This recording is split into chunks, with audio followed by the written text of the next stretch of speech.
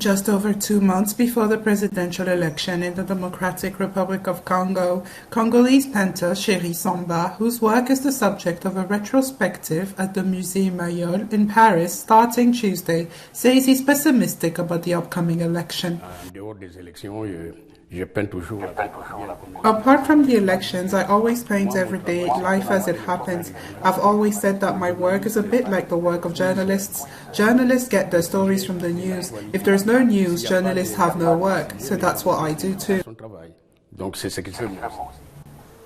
Behind his creative genius, filled with sometimes very pessimistic symbols, this man with a broad smile nevertheless says he believes in the future of his country and of Africa.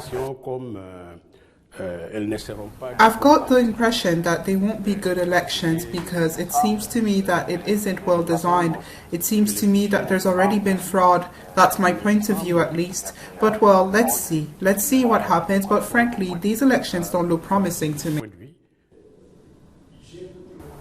Cheri Samba discovered his vocation for drawing at an early age and began painting advertising signs and comic strips in Kinshasa at the age of 16.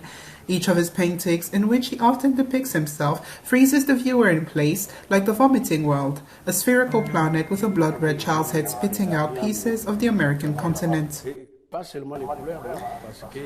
I like to get people to look at my work and not just the colors, because I also have a technique of putting in a bit of bile to bring the viewer closer to my painting, so that they come closer and get inside the painting, so you can see the image in the beautiful colors and read a bit. That's also a technique for bringing people closer to my work. Ça, c'est aussi une technique pour rapprocher les gens devant mes tableaux. The presidential election scheduled for December in the DRC will oppose incumbent President Felix Tshisekedi, opponent Martin Fayulu, and against all odds Dr. Denis Mukwege, among many others.